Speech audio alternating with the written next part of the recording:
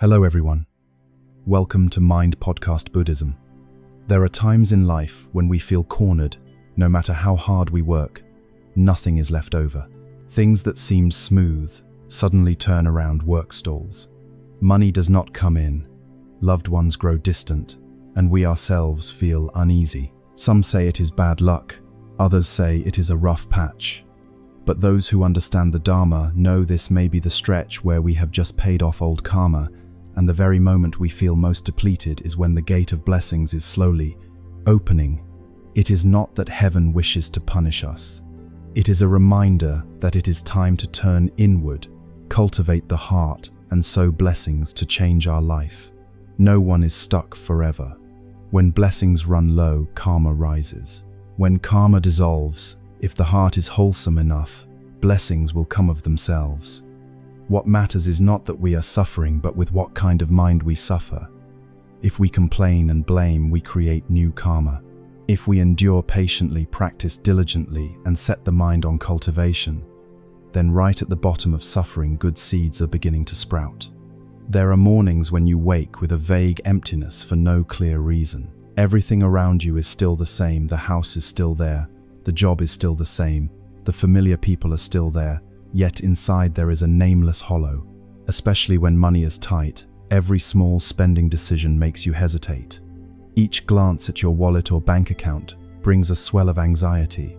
You do not know why everything has become so hard. It is not that you are lazy, nor that you are not trying yet. The more you try, the more stuck you feel, as if walking in a fog without seeing the way out. You may be in a phase the Dharma calls the ripening of old karma. Former blessings have run out, while new blessings have not yet arisen. It is like a person who has planted seeds. There are times when you must wait. The sprout has not yet appeared, the soil still seems dry, but that does not mean the seed is gone. You simply do not see it yet. You are in the transition between cycles of blessings. If in this period you give in to discouragement, suspicion, and resentment, it is like digging up the very seeds you have just sown. In the Dharma, money is not merely something outside the body, it is a concrete expression of blessings. Those with blessings find it easier to obtain wealth, their work flows without excessive strain, and life is sufficient. Those lacking blessings, no matter how talented, meet obstacles easily. Yet blessings are not handed down by fate. They arise from how we live, from the wholesome intentions we plant each day. Sometimes, transforming a difficult financial period does not lie in chasing more work or worrying day and night, but in transforming the inner mind of poverty, lack, and fear. A person short on money often feels anxious, quick to anger, prone to overthinking, not because they are bad, but because they are ruled by fear of loss. Fear closes the heart, making it hard to trust, hard to give. When the heart shuts, the flow of blessings is blocked like a lidded jar that cannot receive the falling rain. Therefore, the first step in financial hardship is not to rush out for more income, but to reopen the heart that has closed by living more slowly, more simply, more mindfully in each small act. Work with sincerity. Guard each word so it does not wound others. At each meal, cherish what you have. This is how to begin rebuilding blessings bit by bit. Blessings come from small deeds, from refraining from killing, from not taking what is not given, from avoiding harsh speech, from helping someone with a word of encouragement, from washing dishes in mindfulness, from sweeping the temple, courtyard, from gently cleaning the ancestral altar with a grateful heart. You do not need grand acts to gain blessings. Live kindly, and blessings will quietly gather, and when sufficient they will turn into livelihood, perhaps a new job that is lighter, a helper who appears at the right time, or an unexpected idea that loosens the knot you are facing. On the other hand, there are things to absolutely avoid in poverty. Do not sow bad causes because of lack. Do not borrow and fail to repay. Do not lie for advantage. Do not make offerings for wealth by taking life. Such acts may bring quick gain, but it is borrowing blessings from the future to spend now. What is borrowed must be repaid, and repayment deepens the bind. In hardship, keep virtue all the more because virtue is the seed of long-term blessings. Keep the mind pure because the mind is the root of all prosperity. There was a man who once owned a business. After a great misfortune, he lost everything. His wife and children left, his friends drifted away. He thought he had reached the end. Wandering aimlessly, he met an old teacher on a mountain. The teacher gave no money and promised nothing. He only said, "Return each morning and sweep the temple." The man found it strange, but having nothing left to lose, he quietly swept the temple courtyard every day for a month, 2 months, a year. During that time, his mind softened. He stopped blaming and tormenting himself. He learned to live simply and know what is enough. One day, an old acquaintance sought him out to invite him into a project. He refused at first, then asked to contribute some labor. Through honesty and diligence, the work gradually prospered. He was not as rich as before, but he lived sufficiently and peacefully. He said, "What I gained most was not money, but a mind that knows how to let go, a heart that no longer clings to what is no longer in accord with its conditions." Financial deadlocks are not the end. They are heaven's chance to see what kind of person we choose to become. If we keep complaining and chase money at any cost, wealth may come, but it will leave as quickly as it arrived. If we choose to return to ourselves, look back at what we have done, thought, and said, and correct from there, a new door will open, and new blessings will arise. Finally, do not forget to dedicate the merit after every good deed, even the smallest. Set aside a moment to dedicate. You do not need to speak aloud. Simply dedicate sincerely for grandparents and parents to be reborn in good realms, for children and descendants to be safe and peaceful, and for yourself to cling less and be too less attached. When dedication is right, wholesome energy spreads and is not lost. Blessings are like rain pouring onto a parched field. The water soaks in drop by drop, and then one day, the good shoots will rise. You may be very tired, yet do not despair. Blessings do not abandon anyone, as long as you do not abandon yourself. Live one truly good day, then another and another. Every wholesome action and thought is a message to the universe that you are ready to transform, and the universe in its own way will answer quietly yet surely. In a wavering life, the one who keeps a wholesome heart is sowing great blessings, and the one who can gently release what need not be held is opening the door for good fortune to enter. When the purse is tight, the heart easily grows restless, and in that restlessness, without clarity, we can take one wrong step and drift away from the path of virtue. Poverty is not what is most frightening. What is frightening is losing self-respect and mindfulness because of poverty and sowing further wrong causes. Some people, because they lack money, give rise to resentment toward life, toward others, and even toward heaven and the Buddha. But blaming does not make money appear out of thin air. Blaming only drains energy, makes the heart resentful, and prolongs the deadlock like a hungry person who, instead of looking for food, complains to the sky. Why does it not rain rice and grain? That is a weary and deluded mindset that creates no merit and only depletes life force. There are also those who, because of poverty, resort to deceit, do unjust business, take what is not theirs, and act against conscience. But money gained through unwholesomeness will sooner or later sweep away one's blessings. It also opens another door of suffering for the future. One may become somewhat wealthy in this life, but in the next be reborn into realms of lack with no protection. That is the truly long and lasting suffering. Some others, when poor, choose to spend as if they had never lacked, borrowing to shop and living lavishly to prove they are still doing fine. But living untruthfully to one's circumstances can never heal the root of suffering. The more one hides, the longer it drags on. The more one runs, the more one goes in circles. There are also those who, when suffering, harbor envy toward the wealthy, a jealous mind that makes them think others have because of luck tricks or cheating. They forget that every bit of another's money is a portion of blessings that person has planted. They also forget that envying the blessed is the quickest way to shut the door on one's own blessings. Never go seeking blessings while carrying jealousy. Do not wish for wealth while lacking rejoicing in your heart. Only those who rejoice in the blessings of others are capable of receiving their own. Poverty does not make anyone inferior. Yet how we live within poverty reveals our character. Some are poor yet clear, some are poor yet at peace, and some are rich yet chaotic. Wealth or poverty is not determined by the wallet, but by the state of mind. When poor live upright, when poor keep the heart clean, when poor step slowly, but do not retreat, and especially when poor do not sow more karma. Precisely in hardship, old karma is being unraveled.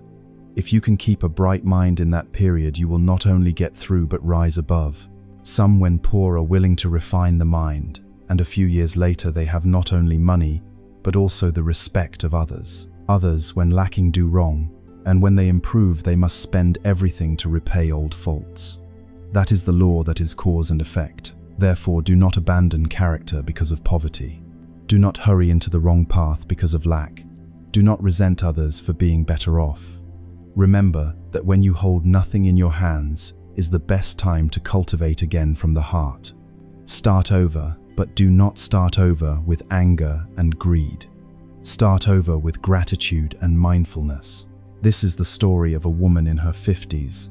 She had worked as an accountant for a small company in the Mekong Delta her whole life. Gentle and diligent by nature, she did not crave wealth, only wished to have enough to live and raise her children well. Yet life is not as gentle as the human heart. Her husband left. When the children were still small, she shouldered the burden alone, raising 2 sons, working by day and selling small goods in the evenings to pay for their schooling. At times there were not even a few tens of thousands in her wallet, yet she hid it from the children and only said, "I have enough. You two just focus on your studies." Then one day the company went bankrupt. Holding less than 2 million from the final month's salary in her hand, she quietly walked out the gate, tears falling uncontrollably. At home, seeing her children, she still smiled as if nothing had happened. Unemployed and in debt, she began washing dishes for a small eatery. Some said, "Stop now. At your age, why toil like this?" She only smiled softly. "If I do not work, how will my children have what they need to study each day?" The hands that once held a pen became wrinkled from cold water and grease, yet she kept working quietly without complaint. One noon, resting after cleaning, she happened to hear a Dharma talk from the owner's small speaker, a warm voice speaking about cause and effect, about blessings, and about the transformation of karma for one with a gentle heart. She later said that each word seemed to pour into her heart, and she burst into tears. Not tears of misery, but because she saw that her suffering was not meaningless. For so many years she had only known to care for her children and toil, but had not understood that each drop of sweat was a seed of blessing quietly germinating. From that day she formed a new habit. Each night before sleep, she sat quietly for about 10 minutes without complaint or sorrow, simply giving silent thanks for still having health, for her children, still being good, and for the day, though tiring, not being meaningless. She gradually refused resentment. Even when she heard hurtful words, she endured. She began reciting gentle words of virtue, not to beg for anything but for her own mind. A year later, an acquaintance referred her back to office hours accounting work. The pay was not high, but it was steady, and she no longer had to wash dishes. Thanks to her frugality and quiet sacrifice, both her sons finished university, one becoming a teacher and the other a nurse. Once her elder son asked Mom, "Why did you not collapse at the hardest time?" She answered as lightly as a breeze, "If I had collapsed, who would lift you? I chose to stand, even if not firmly." She added, "I am not good at anything. I only know to keep my heart upright. I was poor but did not steal from anyone. I suffered but did not complain to anyone. Perhaps that is why heaven showed mercy. That woman did not learn much doctrine or know many rituals, but she lived as one with virtue. She did not resent, did not blame, did not deceive, and did not scramble for advantage. When opportunity came, it was because her blessings were sufficient for a bright path to open. Many people think that to gain blessings, one must do something grand, like building temples, giving vast charity, or making large offerings. In truth, the great seeds of blessing begin from the small things we do each day. Blessings do not only come from deeds, they first arise from the way we think. If someone is washing dishes and thinks, "Why am I always the one who has to do this?" then it is just an ordinary act.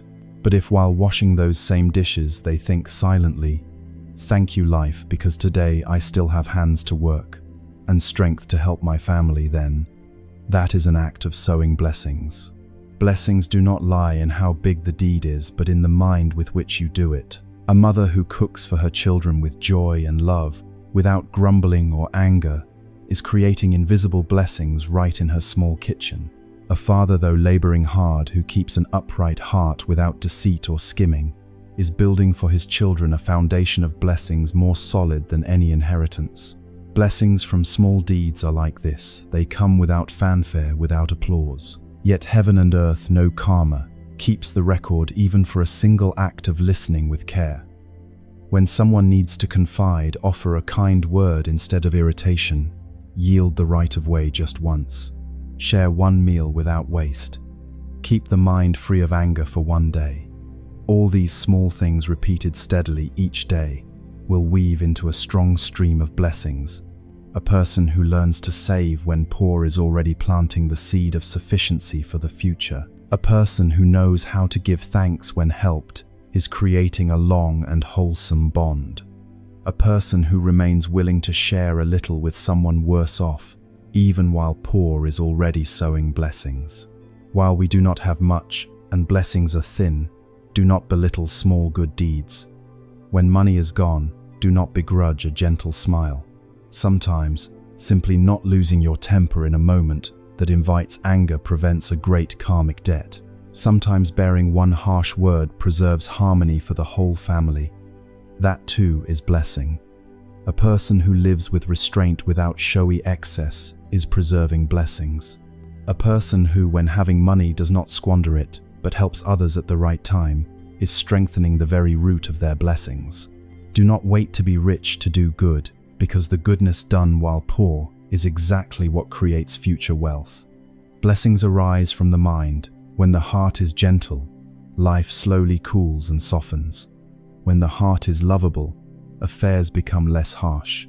Blessings can be born every day. If we live kindly with ourselves and those around us, even a smile can sow blessings. If it comes from a heart that is not narrow, a single time of refusing to speak ill of others can reduce one bad karmic seed. A day without ill will toward anyone is a day we do not incur new debt. Everything depends on what is in the mind. So if you are poor, stuck and suffering, do not rush to blame life. Turn inward and ask whether today you have lived kindly. Have you helped anyone with anything? Have you dropped a bad habit? Each of these is a seed that will quietly blossom in due time. If not now, then before long you will see you are no longer in that place. It is not luck, but the blessings you have been sowing little by little for a long time.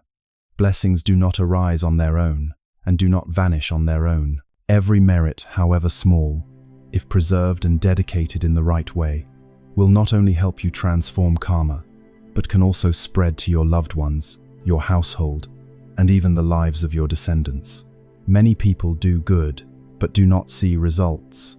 Some chant sutras, recite the Buddha's name, keep a vegetarian diet, and give alms, yet wealth has not opened and their course has not cleared. It is not that these deeds lack value, but that the energy of blessing created is not being guided in the right direction.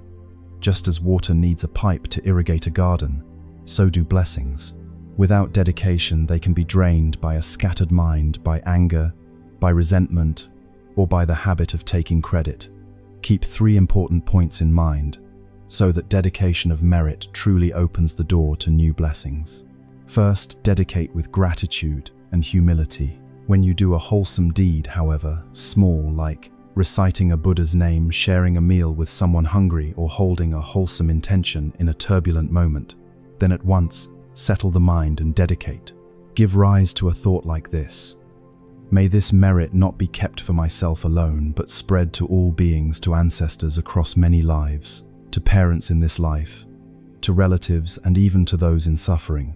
May this wholesome energy become blessings, so that my children and loved ones have the conditions to overcome adversity, open the way for livelihood, and walk firmly on the path of cultivation. You need not speak loudly or use flowery words. A single dedication from the heart born of deep gratitude is enough to turn that energy into a good seed planted in the field of your own blessings. Second, dedicate in a calm mind without attachment. Many people dedicate while anxious, hurried, and calculating. For example, I dedicate so that tomorrow work goes smoothly, so that I win the lottery, so that I secure this or that contract. That is not dedication, but bargaining with the Buddha, a subtle transaction of the ego. True dedication does not demand immediate fruit. It vows for long, wholesome conditions and accepts that transformation may be slow yet deep. It trusts that every merit, however small, if rightly dedicated, is like a quiet stream that moistens the parched ground of the heart and sooner or later will sprout and flower. Third, dedicate without clinging to the recipient. Some dedicate only to their own family, some only to those they love. Yet the deepest dedication is when we do not discriminate who is worthy or unworthy, near or far. When the heart opens even to those who have hurt us in that very moment, the blessings multiply many times. Why is that? Because the heart has stepped beyond the boundary of self, and blessings can only grow in a field of selflessness, not within a narrow ego. Practice dedication every day, even a short recitation, a single Buddha's name, one grain of rice, shared one kind word left behind. Any wholesome act can become great merit if dedicated with a pure mind. More importantly, dedication is not empty words, but a heartfelt sending imbued with full mindfulness. Do not think you are not enough to dedicate. Do not wait until you can do something grand. Each wholesome thought that arises is an opportunity to open a door of blessings. You only need to sow and dedicate in the right way, and you will see fortune shift little by little, wealth arriving gently, benefactors appearing at the right time. Financial knots loosen. Life becomes not only sufficient outwardly, but also deep and serene within. Have you ever looked quietly at someone's life and felt puzzled? They do not live kindly, do not speak gently, even often hurt others. Yet they still succeed, are still respected, still comfortable, as if life always favors them. You may have wondered why those who act harmfully still seem at peace. Why some who do wrong are still rich. Where then is the law of cause and effect? That question seems simple at first, yet deep down it is the source of many quiet doubts. It makes those who practice waver, for when we strive to live virtuously, avoid wrongdoing, choose kindness, endure with all our heart, and do not make others suffer yet, life is still not smooth, still hard, still full of obstacles. How can we keep our faith from shaking? There are moments when we find ourselves starting to blame heaven, to blame others for being unfair, even beginning to doubt the very good things we once believed in. Faith in cause and effect, in the law of heaven, in what is right, is suddenly veiled by suspicion. But if you are quiet enough, deep enough, and brave enough to look at life with awakened eyes, you will see that nothing happens by accident. No one is lucky forever without a reason. No one lives harmfully and remains at peace forever. Nor does anyone sow goodness in vain. In the world of cause and effect, everything is recorded. Those who do not live wholesomely yet remain prosperous are spending the blessings of the past. Those who live well, but have not yet seen results, have good seeds germinating. No one sows today and harvests tomorrow. No one forms a wholesome intention and has karma dissolve at once. Cause and effect operate by a quiet yet steadfast law. Slow but not mistaken, silent yet unerring. Blessings are like an invisible account, and each person is born with a portion of it. Its size depends on what was sown in the distant past. Some enter life already supported, meeting fortune wherever they go, and ease in whatever they do, not because they are better than others, but because they are spending blessings accumulated long ago. They simply do not know it. Those who practice and are awakening often sit watching with a quiet ache, asking why they do good yet still suffer, why they live kindly yet still struggle, why they know the path yet life does not flow. If these questions are not answered by a right understanding of cause and effect, the gentle lose their light, their steadiness, and their faith in living virtuously. Therefore, this teaching is not to criticize anyone or to blame life, but to look back together clearly and deeply, so that there is no more resentment, no more confusion, no more thinking that cause and effect are unjust. We will pass through the layers of cause and effect to see that not everyone who is rich has acted rightly, and not everyone who is poor has acted wrongly. Wealth or poverty, peace or hardship reflect exactly what we have entrusted to the current of our conditions. It may be in this life, it may be from long ago. In the workings of the universe, no one comes into this life empty-handed. Each person carries an invisible account formed by what they have thought, said, and done over countless past lives. That account is blessings and karma. Some are born in luxury and are supported without great effort. Wherever they step, doors open. Whatever they do, benefactors show the way. For them, everything seems prearranged for success. That is not random, but the sign of a person with a rich account of blessings. Across countless lifetimes of rebirth, they may have made offerings, given alms without seeking repayment, lived quietly and virtuously, helped others at the very moment of hardship, and upheld the true Dharma with reverence.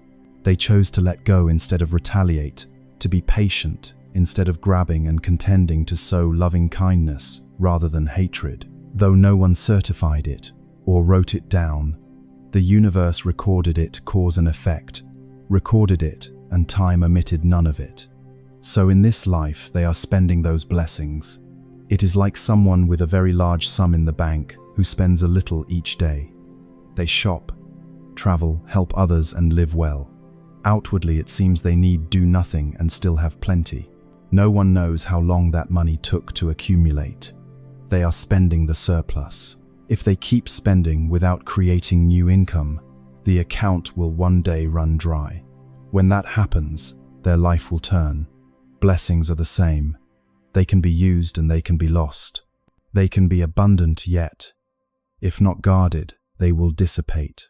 The most dangerous thing is that when blessings remain, people rarely realize they are spending them because everything still seems fine, things still go smoothly, and life has not yet knocked with pain. Yet there will come a time when the bridge that was once steady suddenly wobbles. Someone who once loved turns away. Work that once flowed becomes obstructed. Health that was stable begins to weaken. A mind that was clear becomes confused. Then people startle and ask whether their blessings have run out. There are also those who live well and keep a kind heart, yet still endure much unease. It is not because they lack blessings, but because old karma is ripening. Perhaps in some lifetime they caused harm and planted unwholesome karma that has not yet been repaid. So in this life, though their mind is wholesome and their actions good, they must still settle old debts. The greatest difference between one who practices and one who does not is this: the practitioner does not complain. They understand that as the cause, so the fruit. If they are repaying karma, they repay it gently, blaming neither life nor people, and not giving up. When the debt is paid, the good seeds they sow today will blossom into sweet fruit tomorrow. No one sows good in vain, and no one does harm and escapes its result. Blessings and debts ripen at different times, sometimes in this life, sometimes in the next, sometimes in an unexpected moment no one anticipates. Therefore, do not see someone rich and successful and hastily conclude that they are enjoying blessings created in this life. It may be from the last life, or many lives before. Do not look at a gentle person who still struggles and think they lack blessings. It may be that they are paying off the last portion of debt before entering the brightest stretch of their life. Cause and effect do not run according to emotions or cater to wishes. They follow an exact and persistent law that favors no one. You may not see it yet, it is operating.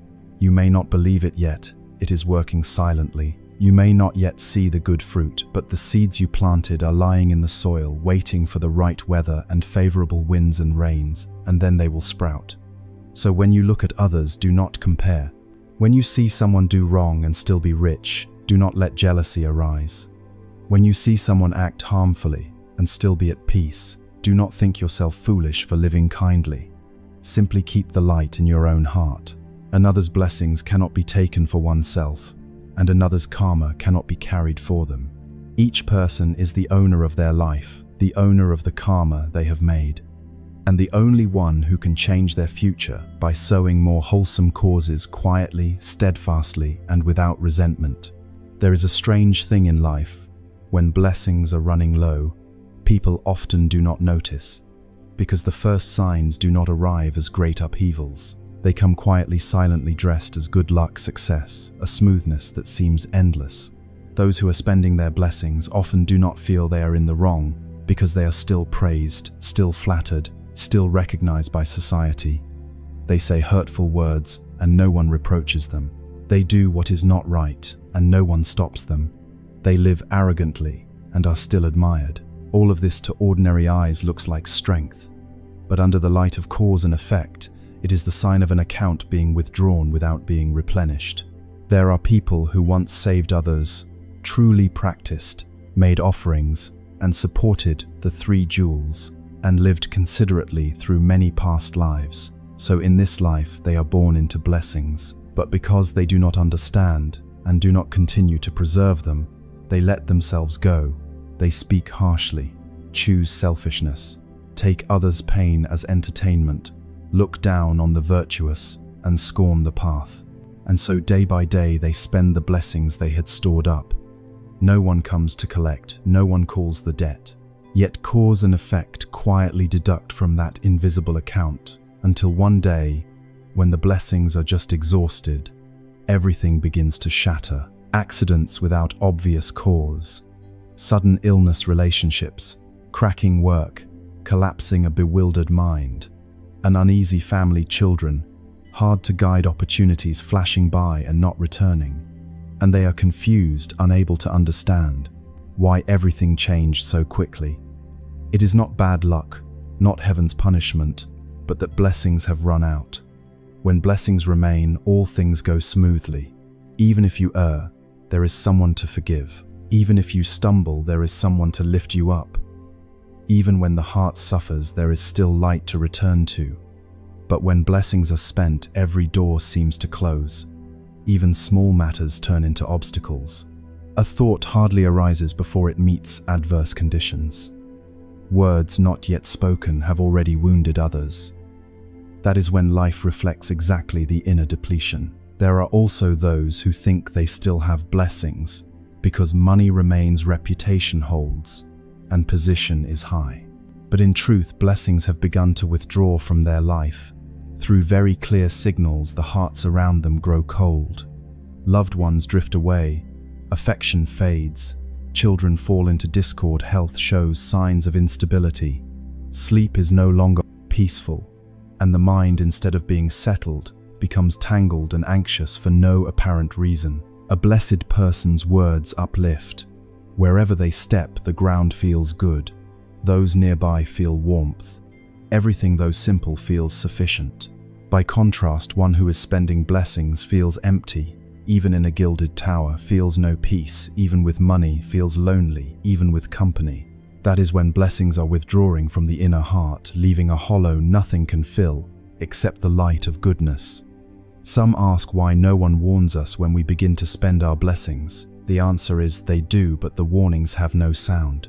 They appear in bouts of unrest when nothing has happened, in unusual dreams, in relationships that suddenly grow distant, in moments when we blurt out hurtful words and immediately regret them. That is the tiny call of spirit, of cause and effect, urging us to turn back. But if we ignore it, keep living loosely, and refuse to look within, then the remaining drops of blessing will drain away with each outburst of baseless anger, each unkind word, each selfish act we consider normal. Once lost, blessings cannot be bought back with money. They can only be rebuilt through wholesome deeds, sincere hearts, and deep repentance from within. If today you still find yourself loved, cherish it. If you are still forgiven, give thanks. If there is still someone opening their arms to welcome you back, take that hand and begin again. It may be that you still have blessings and are being reminded. Do not wait until everything has gone to sit and weep over what once was. Keeping blessings is not a distant theory, nor a task only for monastics. Keeping blessings is the art of living deeply away to guard the inner light in a world that easily hardens people. Many think they must do grand deeds, give much charity, and make large offerings to accumulate blessings.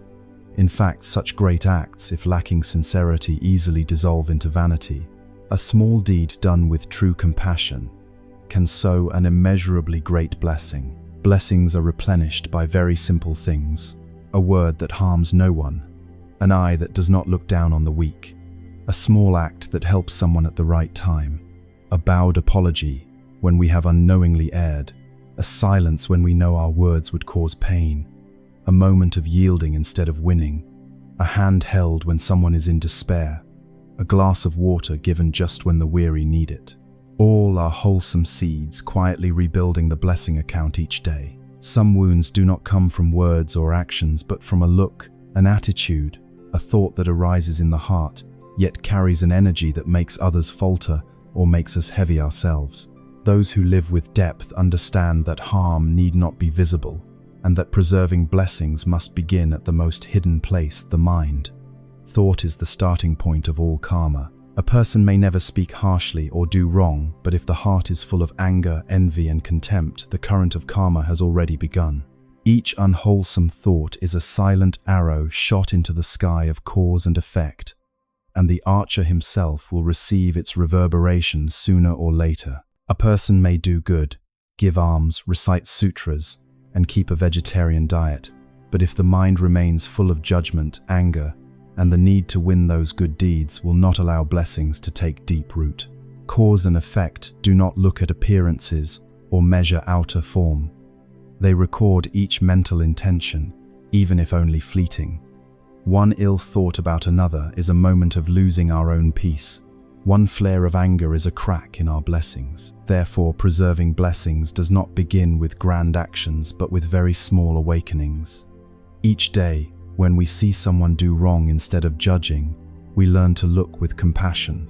When we see someone better off than ourselves, instead of envying, we learn to bless them.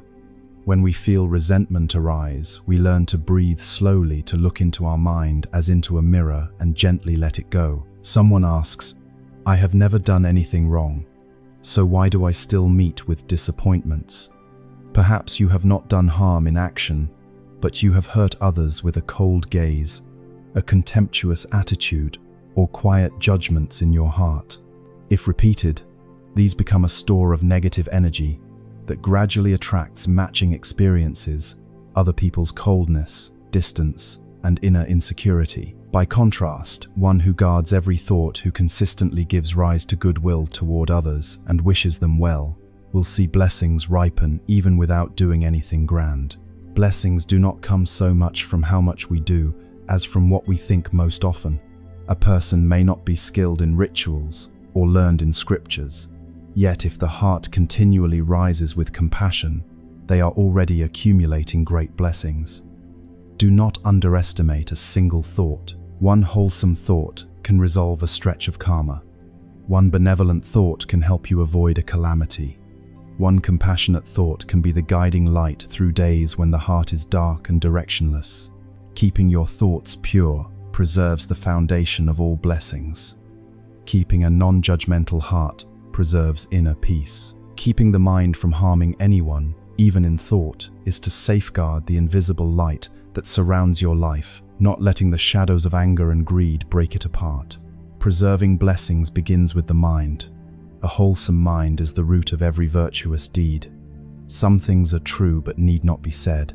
Some truths should not be exposed. Not because we are afraid or weak, but because we have seen clearly. Certain words once spoken heal nothing and only deepen wounds. Keeping them is keeping our blessings. Most losses in life do not begin with deeds but with words. A single unmindful sentence can fracture a relationship. An offhand remark in anger can wound a beloved for a lifetime. One wrong word may be chased by 100 regrets, and still it is too late. Great blessing is not in speaking well, but in knowing when to speak and when to be silent. Speech is a double-edged blade. It can lift someone up or kill a tender heart. A person may be right, yet speak in the wrong way, and still cause pain. A person may have reason, yet if they speak in anger, they plant unwholesome seeds. Preserving blessings is stopping speech before speech stops you. At times we are ready to speak to prove we are right. Then with a deep breath we see that if our rightness hurts, someone right becomes wrong. If victory leaves no one willing to listen, victory is defeat.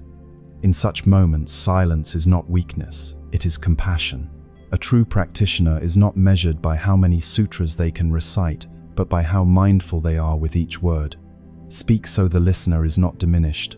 Offer feedback so it is not a blade thrust into someone's heart. Speak truth in a warmth that can be received. And when you cannot say anything wholesome, silence is a great blessing. Silence is not indifference. Silence is not avoidance. Silence is clarity. If your words bring no light, keep them, so the light remains intact within. The wise save their words for the right moment. The blessed know which words to keep for the sake of shared peace. Someone asks, if I stay silent and others think I'm wrong, what then? If you can keep a clear heart and a mind free of anger, right and wrong cease to matter so much. Those who understand you do not need you to defend yourself. With those who do not, the more you speak, the farther apart you become. Guarding speech guards harmony. Guarding speech preserves a wholesome bond. Guarding speech keeps the mind from anger, rivalry, and the loss of blessings. Blessings are not the result of talking much, but the light we manage to keep. In decisive moments, whether to speak or to be silent, we easily forget what we already have all the more, because those gifts arrive each day. A full meal, a roof that keeps out sun and rain, a body free from illness, a loved one still present, a day that passes without incident. These seemingly ordinary things are the clearest signs that blessings remain. Yet how few bow their heads in thanks for a single peaceful day. Only after loss do we value a hand to hold. Only after illness do we long for a full night's sleep. Only in loneliness do we wish for laughter at the table. Only after bankruptcy do we cherish a job, however modest. Only when lost do we appreciate the old road, the safest path of all. So preserving blessings is not waiting to do something grand, but giving thanks for every small thing at hand. Gratitude is the doorway that opens a current of positive energy, the vibration that not only keeps blessings, but multiplies them. One who lives in gratitude naturally lives lightly. They do not complain much, they do not demand, they do not dwell in lack. They see sufficiency in a handful of rice and feel happiness. In the morning when they open their eyes, they can still hear birds, see sunlight enter the house, and make a hot cup of tea. Gratitude is the most silent yet profound way to preserve blessings. Those who live gratefully do not abuse what they have, do not spend blessings carelessly, do not live loosely, and do not take things for granted. They live in a spirit of cherishing, and what is cherished is kept. Those who lack gratitude see blessings come and go because they treat everything as owed. They have parents yet do not honor them, spouses yet do not respect them, children yet do not love them, food and clothing yet still complain, a companion yet still compare. That is how blessings are spent away day by day. The grateful not only preserve blessings but add to them, because every time gratitude arises, the stream of blessings is renewed. Gratitude need not be spoken loudly. It is enough at each meal to notice the sower, the water carrier, the cook who made your fullness possible. Each time you go out and return safely, be thankful the vehicle did not break down, that it did not rain, that there was no accident. Each easy breath, be thankful your lungs are strong. Each time you can call your parents, be thankful there is still a number to dial. Preserving blessings begins with taking nothing for granted. Every good now present could be gone tomorrow. One small event can tilt a life. So if today your life is peaceful, live in a way worthy of that peace. Gratitude is the most fertile soil for sowing blessings, and the grateful are those who keep the fire of blessings warm along the human journey. There are many kinds of blessings: wealth, wisdom, bodily well-being, spiritual fortune. But there is one special kind, without which the others struggle to endure: filial blessings. Filial piety is not only the way of a child, it is the root of all roots, the firmest foundation for blessings to grow. A person may be capable and accomplished and praised by society, yet, if they are not filial, their blessings will slowly diminish. Ingratitude to parents severs the flow of blessings from one's own spiritual roots. Some ask, "My business is doing so well. Why have troubles come one after another lately?" Perhaps in some season they were careless toward their parents. A word that made them sad. A careless look. A cold attitude a month without asking after. Them a year without going home. No one may condemn it, but cause and effect record everything. No deity punishes, there is only the law of spiritual resonance. Forget the root, and the sap no longer rises. Without sap, the tree bears no flowers or fruit. One who is filial even in poverty will find help. One who is filial even on a rough road will meet benefactors. One who is filial, though not yet abundant, will gradually have enough.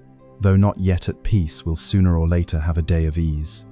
Conversely, the unfilial are fragile, even in wealth. Prosperous now, they will one day wither without knowing why. A single heavy word to one's parents can crack a whole layer of great blessing. One loud quarrel can wash away wholesome karma accumulated over many lives. Filial piety does not need performance, grand gifts, or monuments. Filial piety is speaking gently to the ones who gave you life each day. It is not talking back when parents say hard things. It is knowing to be silent when emotions surge so you do not utter words that wound. It is yielding even when you are right. It is bowing your head, not because you are wrong, but because you honor those above and yield to those below. Filial piety is caring when parents are ill, making sure they lack none of the small necessities, asking after them without waiting for them to speak first. It is noticing the quiet look in their eyes, because that is when they need you closest. When a filial child recites the Buddha's name, the name resounds more deeply. When a filial child chants the sutras, the verses sink further into the heart. Merit grows stronger. Why? Because reverence for parents is a great virtue, a foundational principle in every religion and on every path of practice. Some say, "I no longer have parents. How can I preserve blessings through filial piety?" Be filial toward life. Be filial to the elderly. Respect your seniors, care for others' parents as you would your own. Light incense for your ancestors and dedicate your merit to parents who have passed on. Do good and silently vow, may this merit repay the debt of birth and upbringing. When that intention arises, blessings still ripen even if your parents are no longer here. And if your parents are still alive, do not wait until they are gone to bow your head in regret. One bowl of rice offered while they live is worth more than 100 trays after they are gone. A timely apology can save a relationship. A sincere listening can soothe the years your parents endured for their children. One who is filial, even without chanting a single sutra or reciting a single Buddha name, naturally gathers a halo of blessings. The blessings of the filial do not need display. They shine on their own. Preserving blessings through filial piety is keeping a cool stream that flows backward to the ancestors and outward to descendants. Filial piety is not the work of one lifetime, but of 3, keeping it for oneself, repaying those above, and handing it down to those below. In the flow of life, what makes us drift is not the great storms, but the inability to stop. Not stopping our words causes harm. Not stopping anger causes rupture. Not stopping ourselves leads us into dark places we cannot explain. Sometimes preserving blessings requires no extra doing, only knowing where to stop. Stop speaking when angry. Stop acting when it begins to harm others. Stop a train of thought when it starts pushing you into resentment. Stop judging when you do not yet understand. Merely stopping already preserves a large portion of blessings. People often misunderstand goodness as having to do many good deeds. In truth, living virtuously sometimes simply means not doing wrong, and most wrong begins in the moments we fail to stop. An outburst of anger, if halted in time, does not become harmful speech. A sentence, if caught before leaving the lips, does not become an unhealable wound. An impulse to retaliate, if stopped, does not spin a cycle of karmic entanglement between people. Stopping is an act of wisdom. The wise do not push an argument to its bitter end. Do not drive a conversation to the brink of injury. Do not keep a grudge. Do not insist on winning a small point and thereby lose a great relationship. To stop is to protect blessings through humility. We understand that to keep going would not be a step up, but a step down. To keep talking would not enlighten, but cloud both sides. To keep raging would not make us stronger, but would leave the heart cracked and isolated. Those who know how to stop understand the fragility of blessings. Each flare of anger burns what we have built. Each bout of scolding breaks the wholesome energy surrounding us. Each bitter word rips the robe of goodness we once wore. Every time we stop, we save much. We save a relationship. We save a thread of blessings about to fall away. We save a portion of trust that anger was swallowing. We save others' faith in the kindness they once saw in us. To stop is not weakness. It is compassion. Compassion for the one before us and for ourselves. Compassion for what was once good. Do not let a moment's rashness scatter blessings like clouds. Those who cannot stop are the quickest to lose blessings, not by committing great evils, but little by little. They let anger, harsh speech, and habitual judgment siphon away small rays of light. By the time they notice, life has grown dark. Knowing how to stop is sowing blessings anew. Each time we pause, we keep a bit of peace for someone. Each time we refrain from scoring a point, we keep harmony in the family. Each time we soften a severe look, we keep a touch of warmth in the shared space. These things, though small, are the foundation of lasting blessings. Stopping is an art of living and a simple yet wondrous practice. In this jostling world, the one who can pause has already stepped a pace into the land of ease. There is a rarely noticed truth: merit does not automatically become blessings. Doing good, speaking kindly, acting rightly, these are merit. But if that merit is not dedicated with the right heart, it is like water seeping through the fingers, dripping away until little remains. Dedication is how that merit is transferred to the right account, neither lost nor adrift, nor fallen through the cracks of cause and effect. Some people live very virtuously. They do many good deeds, help. Many recite the Buddha's name, chant sutras, make offerings, yet their life still meets difficulties. It is not that blessings have not arrived, but that they have not learned to dedicate correctly. Merit is like gathered light. If we keep it to ourselves, it illuminates only a small circle. If we dedicate it, we open the door for that light to spread. It is not lost, but increases. Dedication is the mind that knows how to share. It does not keep goodness for oneself, does not let the I claim the merit, does not use good deeds as a pretext for pride. It bows its head and vows to spread that merit like the earth, so that all who pass may benefit. The Buddha taught dedication in 3 directions: to all beings, to one's parents present in this life, and to one's own attainment of liberation. One who knows how to dedicate understands that what we have today comes from countless conditions, not from ourselves alone. Therefore, after a good deed, join your palms and vow, may this merit be dedicated to grandparents and parents, to those who suffer, to the person who hurt me, and to myself, that my mind may be bright as I go on. When that intention arises, merit becomes enduring blessing, because wholesome energy no longer stops within one person, but goes out in all directions. Any energy that knows how to give also receives. Those who dedicate will find life gradually smoother, the heart lighter, and things that once seemed difficult loosening quite naturally. Dedication is also a form of letting go of attachment, of expectation, even of the idea I did good, so I deserve reward. When we still cling to our merit, it has not yet transformed into blessing. When we still crave results, the good deed is not yet pure. Some do a good act and then retell it again and again, seeking recognition and praise. With each telling, the blessings that arose are quietly withdrawn. No one takes them away, we dissipate them ourselves. Therefore, dedicating merit is how we protect blessings. It is placing that merit on the palm of awareness and offering it to the Dharma realm, keeping nothing for oneself and asking for no share. Dedication needs no flowery words, only a sincere heart. Even a single recitation such as "May this small merit lessen people's suffering, bring peace to my family, and dissolve old karma" is enough for that energy to spread to the 10 directions.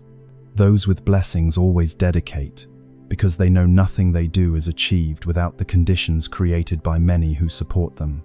A bowl of rice is not only grains, it holds sun and rain, the farmer who plowed, the one who carried water, the one who cooked, the one who shared. A period of chanting is not only words. It holds mindfulness, guarded speech, reverence for the Buddha, and a peaceful space for recitation. With this understanding, we no longer see ourselves acting alone, but contributing to the shared current of goodness in the universe. Dedication reconnects us with all beings, so that each good act is not solitary, and so the stream of blessings is not cut off midway. Preserving blessings through dedication is a deep, humble, and awakened way to live. It keeps good deeds from being stained by the ego. It keeps merit from becoming a dry seed. It opens the door for wholesome energy from our actions to travel farther and endure longer, and to return to us as a clearer road ahead. There are paths of practice that sound ordinary, yet, when done regularly, sincerely, and in accord with the Dharma, every step upon them becomes drops of blessing that seep deeply into life. Among them, keeping a vegetarian diet, reciting the Buddha's name, and chanting sutras are 3 practices that are simple yet wondrous. They do not require many conditions or elaborate preparation, yet they greatly build blessings when done with the right heart. Vegetarianism is not only a change of taste, it is a way of living filled with compassion and awareness. One stops eating meat not out of fear of karma, but because one has seen the suffering hidden behind a meal. A fish flailing in water, a chicken trembling when its throat is cut, a cow bewildered as it is led to the slaughterhouse. These beings not only lose their bodies but die in panic and resentment. To eat vegetarian is to pause one link in the chain of killing. It is to say that I do not wish to nourish my body with the flesh and blood of other species. I do not wish to add more suffering to this world, even through a single meal. When compassion is quietly nourished in this way, blessings arise very naturally. One need not keep a vegetarian diet for life to have blessings. Begin with 1 day a month or whenever the wish to sow goodness arises. Each time you pick up vegetables instead of meat, you are choosing light over darkness. Each bloodless meal is a meal of blessing. Reciting the Buddha's name brings the mind back in a world full of distraction. A Buddha name is not a meaningless sound. It is awakening energy. It is a wholesome field that filters afflictions. It is a breath that returns the mind to the present. When the mind is scattered, recite to let it settle. When the mind is sad, recite to comfort it. When you do not know where to go, recite so your steps do not lose the way. Someone asks, does reciting bring blessings if my mind is not yet calm? The answer is that if you recite with sincerity, each Buddha name is a seed of blessing falling into your field of karma. There is no need to seek lofty results or immediate signs.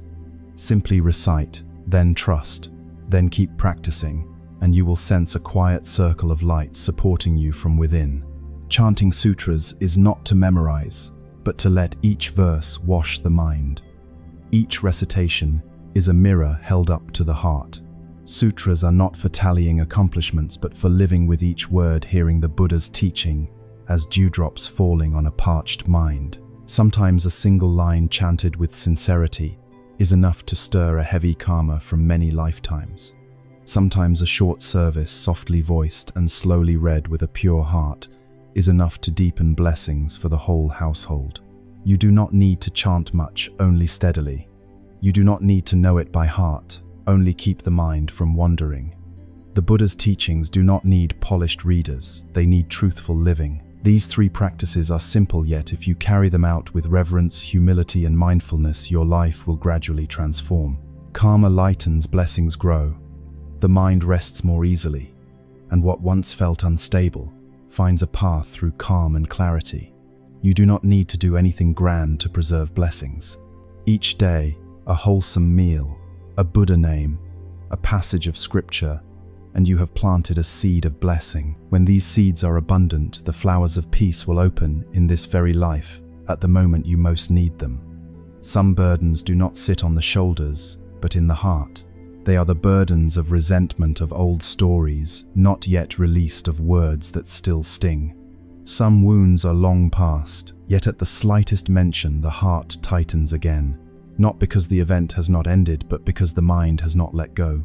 That place of clinging quietly erodes our blessings. Many people do much good. They recite regularly and chant daily, yet still feel heavy. Life does not flow. People do not harmonize. Old karma does not dissolve. Why? Because deep within they still clutch grievances. Grievances toward parents who did not understand them. Grievances toward relatives who betrayed them. Grievances toward friends who abandoned them. Grievances toward life for causing them pain, and even grievances toward themselves for past mistakes. Resentment is the heaviest energy. It drags us down and prevents newly born blessings from abiding. Resentment is a smoldering fire that burns away what is most beautiful in the heart. Blessings are light, and light cannot remain in a room full of smoke. To preserve blessings, we must learn to forgive. Forgiveness is not agreement, nor is it erasing what happened. Forgiveness is letting go of a stone that is red hot. It is not allowing yesterday's pain to keep hurting us today. It is telling ourselves that what is past can sleep. The one who hurt us is just a deluded being. They have gone, so let us return to ourselves.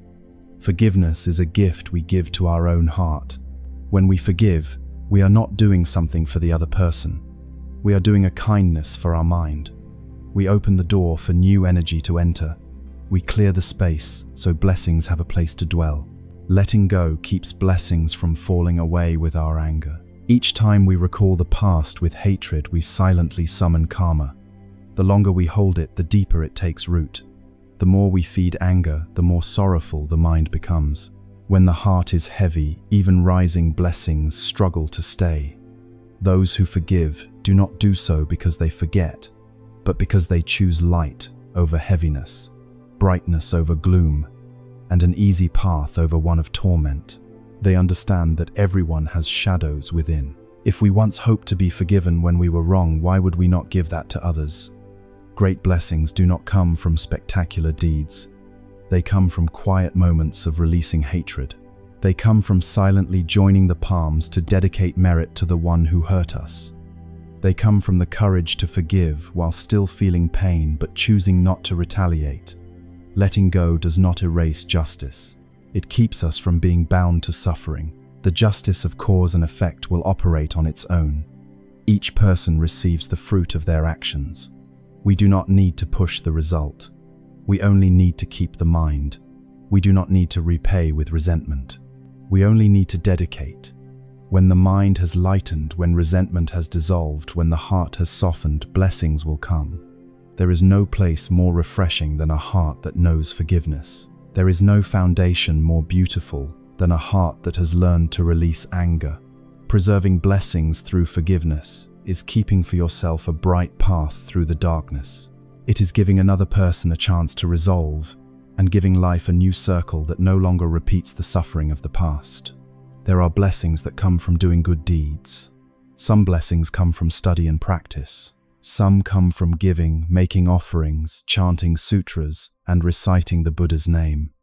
But all those blessings, if they lack the root of filial piety, are like a tree without roots. They will wither sooner or later. There is no blessing greater than the blessing of filial piety. Filial piety is not only repaying the kindness of parents, it is the root of being human, the hidden foundation that nourishes a person's whole character, blessings, and destiny. One who knows filial piety will not live callously, will not be reckless toward heaven and earth, and will not be arrogant toward those who came before.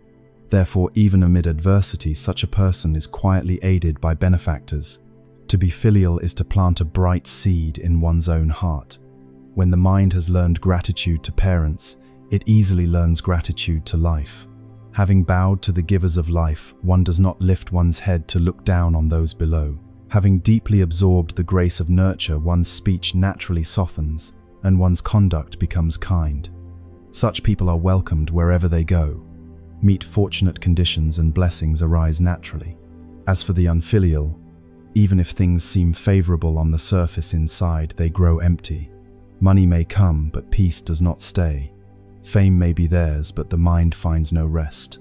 Good luck may appear, but it does not last, for they have cut off with their own hands the very root from which blessings grow. Filial reverence. Filial piety is not a matter of show. Buying big gifts or holding grand ceremonies does not make one filial. Filial piety lives in the small things of daily life: patience when parents are contrary, listening when parents are forgetful, not raising your voice, not snapping, not hurting them with words, quietly caring, asking after them, making a phone call each day just to say you miss them. That is a filial child.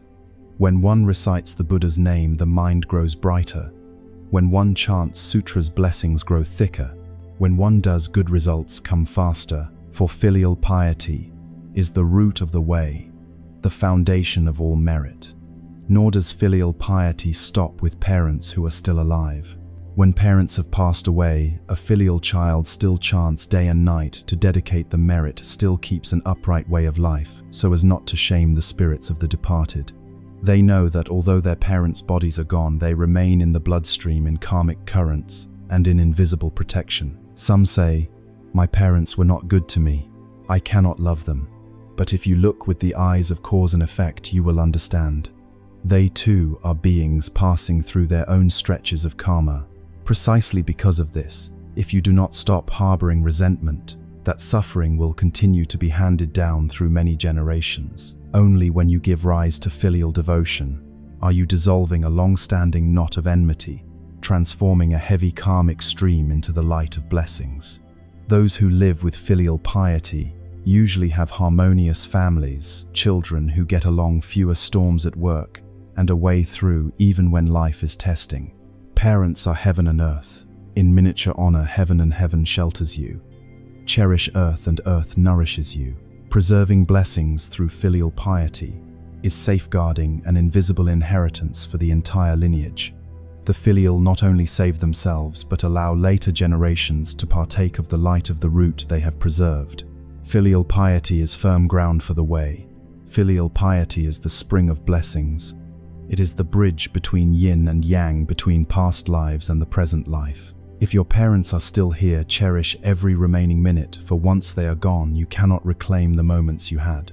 And if your parents have gone far, live even more kindly, so that each good deed you do is an offering of filial gratitude sent toward the heavens. Silence is not the absence of a voice, but the full presence of awareness. There are times when a word spoken, even if true, can break the virtue of a bond. There are moments when a reaction, even if reasonable, can make someone turn away forever.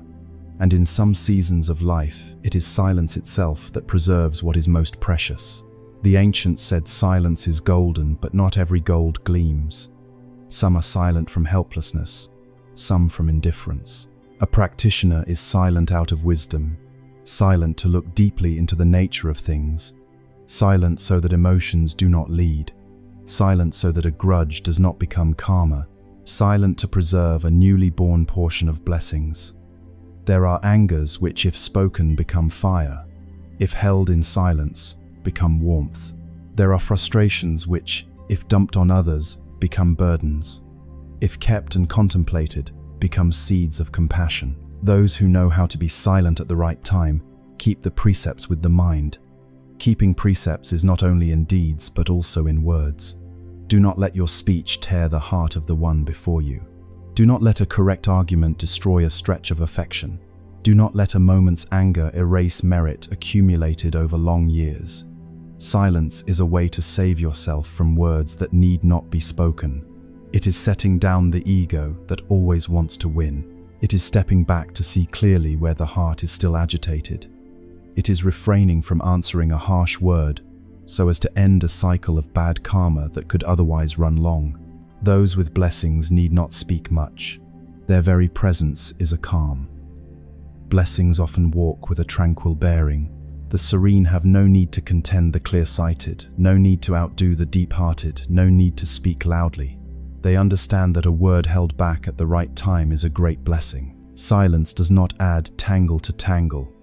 It gives the mind a space to settle. It keeps a bond when everything is about to snap, and it spares one's own heart from later remorse. When you have already said what should not be said, letting more spill out does not make it lighter. Some things before they are spoken are only clouds. Once spoken, they become thunder. Some sorrows held in the heart are only a small shadow. When poured out in anger, they become a storm that tears at another's heart. Preserving blessings through silence keeps the inner light from being extinguished by anger, and craving keeps the unspoken word still filled with kindness, gives unhealed ties a chance to mend, and keeps for yourself enough calm not to regret. Silence is a very deep kind of compassion. Compassion for others by not wounding them further. Compassion for yourself by not letting a single unguarded second cost you your blessings. Sometimes that quiet is the most powerful speech of one who understands cause and effect deeply. Preserving blessings is not something grand. It needs no formalities, no special conditions, no waiting until success, wealth, or a monastic gate to count as preserving blessings. It is something anyone can begin today, right where they live, in each thought, each word, each small daily action. To preserve blessings is to keep the inner light of your mind, to keep a steady foundation for the future, to keep peace for your loved ones, your children and grandchildren, and all those you cherish. It is keeping a clean path to walk amid a life full of crossroads. Blessings do not arise on their own, nor do they vanish on their own. Blessings are born from each wholesome deed. Blessings erode with each unwholesome impulse. Every word we speak either plants blessings or spends them. Each outburst, each judgment, each time we wound another, the light of blessing is worn away. And each well-timed silence, timely forgiveness, filial bow, and wholehearted gratitude replenishes it. One who preserves blessings lives awake, without waiting for suffering to practice, without waiting for loss to feel remorse. They quietly sow, quietly tend, quietly lay down what is unnecessary, in order to keep what endures. In time, that very quietness becomes shade for the household, calm for the heart, and light for the road ahead. To preserve blessings is to keep yourself in each present moment, so that even if storms rage outside the mind, stays at ease. Even if life changes, the heart remains bright, wherever you go. And whatever you do, a subtle light of blessing guides the way. May it be that after this teaching, none of us treats the words preserving blessings lightly. For to keep blessings is to keep the future, to keep peace, and to keep a life free of regret.